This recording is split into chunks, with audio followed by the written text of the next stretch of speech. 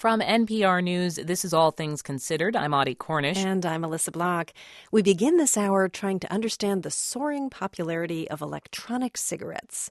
Anecdotally, you'll hear ex-smokers say e-cigarettes are a godsend that help them quit tobacco. I found these and I was like, wow, that'll get me there. I'll be okay. Smoking is, after all, the leading cause of preventable illness and death in this country, responsible for about 500,000 deaths each year.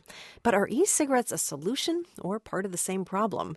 Tobacco watchdogs warn that e-cigarettes are addictive and simply perpetuate the epidemic, and little is known about the potential health effects. Well, I think e-cigarettes today are the triumph of wishful thinking over data. For the uninitiated, an e-cigarette is a device that looks like a regular cigarette. It uses a battery to heat and vaporize a liquid solution.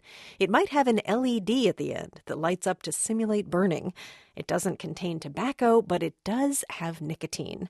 And the e-cigarette brings with it a new vocabulary. People who use them are vapors, and they're vaping. E-cigarettes also lead to a retronym by way of contrast. Traditional cigarettes, the kind with tobacco, are now called burn cigarettes, or analog or combustible cigarettes. If you want to find out how wildly popular e-cigarettes have become, stop in at Zelix Tobacco in Miami Beach. Electronic cigarettes, it's the hottest thing in the market right now. Josh Gimmelstein is the manager. We carry Blue, Kimuchi, we carry Premier Hookah, Easy Cigs by Philip & Kings. This store has been in business for 53 years, and e-cigarettes are transforming the market. I see that it's growing every single day. More and more people are coming in and asking about it. Don't forget they can also smoke this indoors. As of yet, there's been no laws changing that, so they love it. Now, some states and cities have extended local smoke-free laws to e-cigarettes, but on the federal level, because they're not being marketed as smoking cessation devices, they're not regulated as such, and the Food and Drug Administration doesn't yet regulate them as tobacco products. That will change soon, but for now it means there are no limits on advertising, no national ban on sales to minors, no requirement to list the ingredients. And sales of e-cigarettes have skyrocketed. They're expected to more than double this year, approaching $2 billion by year's end. You know what the most amazing thing about this cigarette is? It isn't one. There are hundreds of brands, and the big tobacco companies are all in on e-cigarettes. Altria, R.J. Reynolds, Lorillard, they see a huge growth market. So the people who brought you Marlboro, Camel, and Newport are now pushing the brands Mark 10, Views, and Blue. And they're going after the market full throttle with TV ads and celebrities. Hey, I'm Jenny McCarthy. You know, being single has its perks, but when it comes to smoking, smelling like an ashtray is not the ideal aphrodisiac. It's time smoking changed forever. Welcome to Views. We're all adults here. It's time we take our freedom back.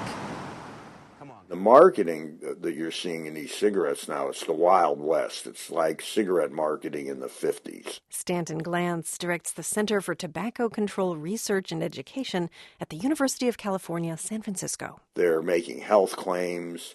They're using celebrities, movies, television. It's just like getting into a time machine. Remember, cigarette ads on TV have been banned for more than 40 years. But in the absence of regulation, the e-cigarette market is a free-for-all. In half the states, children can legally buy them. They'll find flavors that include cotton candy, tutti frutti, gummy bear, and cherry crush. Jesse Gaddis is the CEO of an indie e-cigarette company based in Brooklyn called Bedford Slims. The experience is, you kind of hear this crackling sound and you feel this warm vapor kind of flowing into your mouth. Gaddis explains the e-cigarette that he's vaping has two components, a rechargeable battery and a vaporizer with a heating element and the key ingredient inside. Electronic cigarette juice, or e-juice as it's known commonly. That e-juice contains, among other things, a humectant such as vegetable glycerin or the chemical propylene glycol, also nicotine and flavorings. Bedford Slims flavors include traditional tobacco, menthol, clove, and root beer. You get these flavors and immediately you start to feel this nicotine sensation, just like you would with a regular cigarette.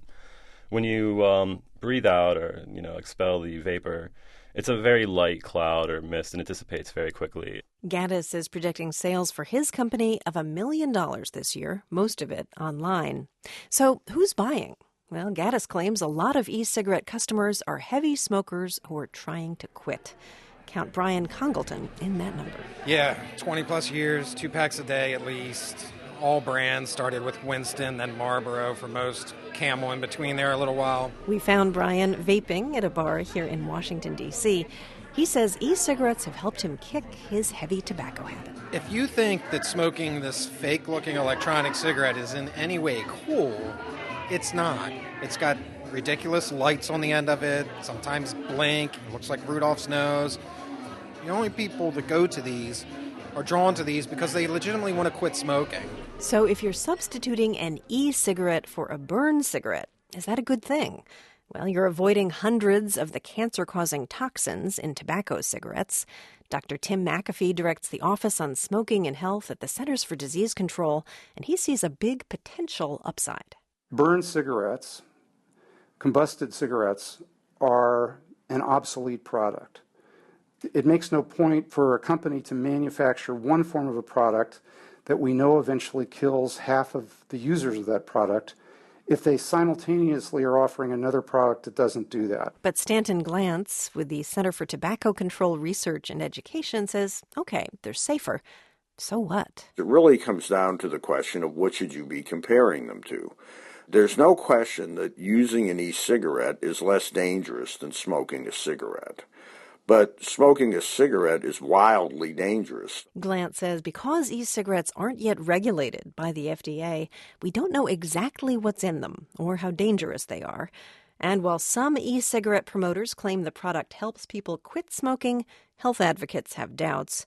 Tim McAfee with the CDC fears e-cigarettes will simply prolong the smoking epidemic by encouraging what's called dual use. In other words, people won't quit, they'll use both. They'll smoke cigarettes where they can, vape e-cigarettes where they can't. Dual use is the 800-pound gorilla in this situation. And there's another huge concern. Tim McAfee worries that all those flavors and sexy ads are especially seductive for young people. A recent CDC study shows the percentage of middle and high school students who've tried e-cigarettes more than doubled in just 1 year. This renormalizes something that looks about 95% the same as smoking, so that especially children and young adults will become more prone to think that it's normal for somebody to be, sucking chemicals out of a white tube. He fears e-cigarettes could become a dangerous gateway to tobacco cigarettes. The FDA is expected to propose rules on e-cigarettes soon under the 2009 Tobacco Control Act. They could regulate how and where they're sold and whether minors can buy them. They could also regulate ingredients and flavorings. As for television ads, well, it's unclear which federal agency would have to impose a ban. The e-cigarette industry is spending millions lobbying on this, arguing that their product should not be treated the same as traditional cigarettes. Joe Murillo is president and general manager of Newmark, part of the big tobacco company Altria. Murillo's group is starting to market an e-cigarette called the Mark 10. And his message for regulators is this. Smoking is not vaping, and vaping is not smoking. And that seems obvious, but despite the popular name, an electronic cigarette is not a cigarette. You are not burning tobacco. There is no odor. So what I would urge everyone, including the public health and regulators, just like consumers, is to think about this for what it is, not for what it's not. So even if the motion is the same, it looks like a cigarette, you're exhaling something that looks like smoke, there's a key distinction there. Yeah, it's not. It's not smoke. Look for those proposed FDA regulations to come as soon as this month.